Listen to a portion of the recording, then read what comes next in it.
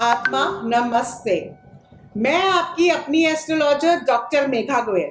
My channel divine souls talk about the solution of your life. आप बहुत simple हो, आप एडजस्टिंग हो, आप किसी काम के लिए फ्लेक्सिबल भी हो, पर फिर भी आपके साथ कुछ ऐसा हो जाए जो आपको बिल्कुल पसंद नहीं है, जिस बात से आपको एकदम से गुस्सा आ जाता है। आप कहते हो ये बिल्कुल गलत है, I don't like it, don't irritate me. आप खुद को कितना भी कंट्रोल करो पर गुस्सा आ जाता है। आप चाहे बाद में फील करो कि गुस्सा कुछ ज्यादा कर दिया, पर उस टाइम आपको ऑटोमेटिकली गुस्सा आ जाता है।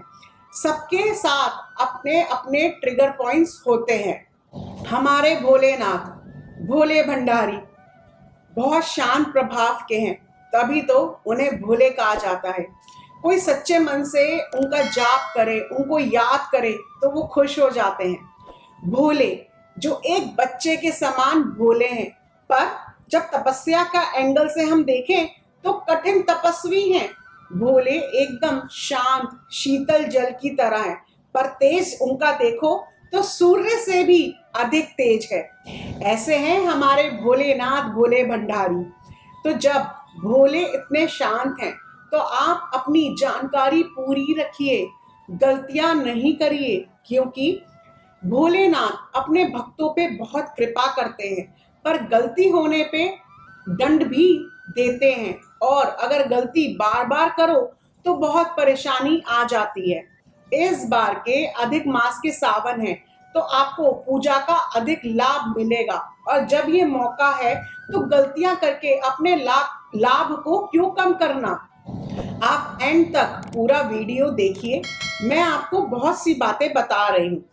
सबसे आम गलती जो मैंने लोगों को करते देखा है, भोलेनाथ पे ना ही हल्दी चढ़ती है, और सावन में भोलेनाथ पर ना ही रोली का तिलक होता है। भोलेनाथ पे ना ही हल्दी चढ़ानी है और सावन में भोलेनाथ का रोली से तिलक नहीं करना है।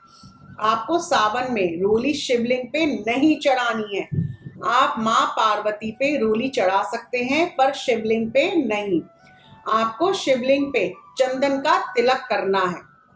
आपको पता है ना, सावन पे शिवजी जी पर सिर्फ ठंडी चीजों का प्रयोग किया जाता है, इसलिए चंदन खूब ठंडक देता है। तो इसलिए आपको शिवलिंग पर शिवजी जी का तिलक जो है वो चंदन से करना है। अब ठंडक की बात कर ही रहे हैं तो एक नॉर्मल आम सी बात है कि आपको सावन में तांबे के लोटे से भी शिवजी जी पर जल नहीं चढ़ाना है। तांबे की जो प्रकृति होती है वो गर्म होती है, इसलिए आप सावन में शिवलिंग पे आप जब जल चढ़ाएंगे तो आप स्टील के लोटे का या चांदी के लोटे का इस्तेमाल करेंगे। इससे भगवान शिव को ठंडक पहुंचती है और राहत मिलती है।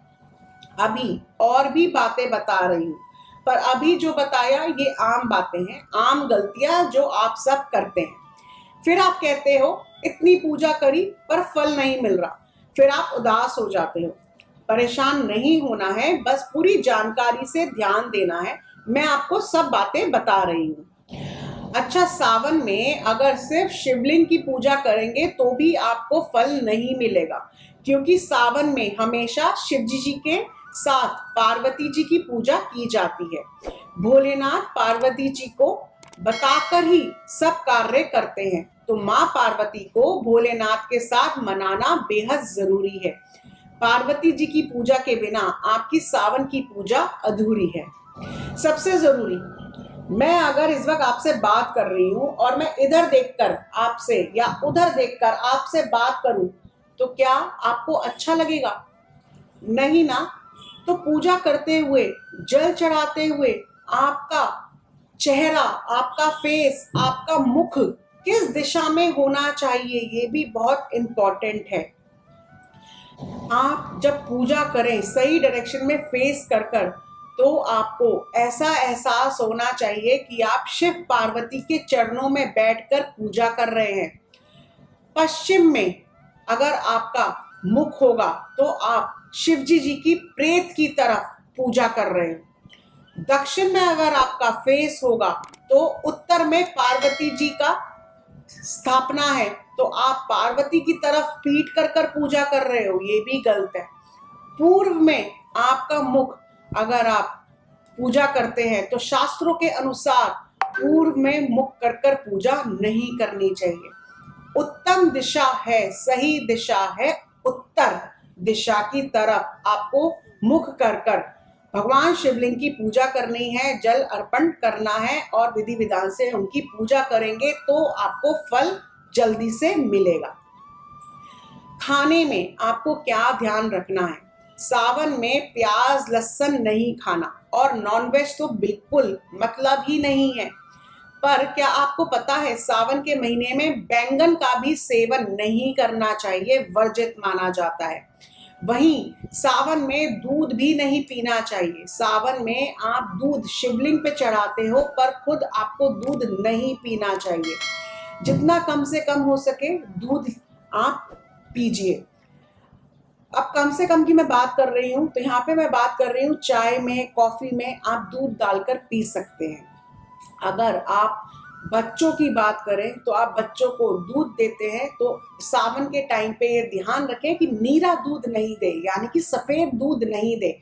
आप दूध में बॉर्नवीटा मिलाकर, रोब्जा मिलाकर, चाय पत्ती मिलाकर, कॉफ़ी मिलाकर ही आपको बच्चों को दूध देना है और खुद भी आपको दूध पीना है। आप मंदिर में पूजा के लिए जाते हो, आजकल मंदिर के बाहर ही वेंडर बैठा होता है जिनसे आप शिवलिंग की पूजा की सामग्री लेते हो और वो एक पैकेट में थोड़े से बेल पत्तर उठाकर, धतूरे उठाकर पैकेट बनाकर आपको दे देता है। लेकिन आपको खास ख्याल रखना है कि आपको चेक करना है कि जो बेल पत्र है वो कटे हुए फटे हुए ना हो, गंदे ना हो। बेल पत्र एक टहनी में 3 पत्तियों के साथ ही हो। आपको ये सारी बातों का ध्यान रखना है। पत्ता साफ होना बहुत ज़रूरी है, गंदा नहीं होना चाहिए, कटा फटा नहीं होना चाहिए।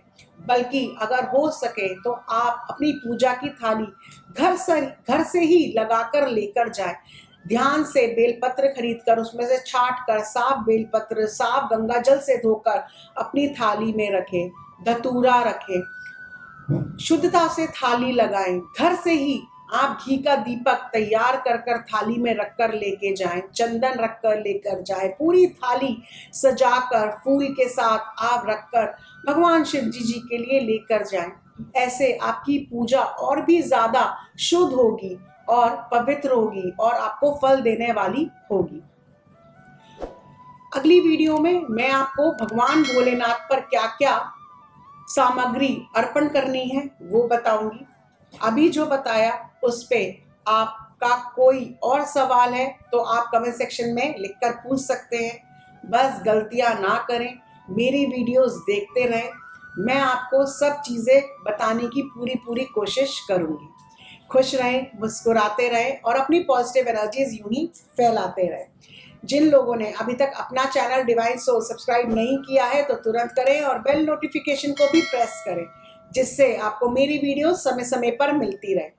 My name is Megha Goel. I'm an astrologer, numerologist, past life therapist, Vastu and Feng Shui expert, tarot card reader, psychic healer, and a life coach. Atma Namaste.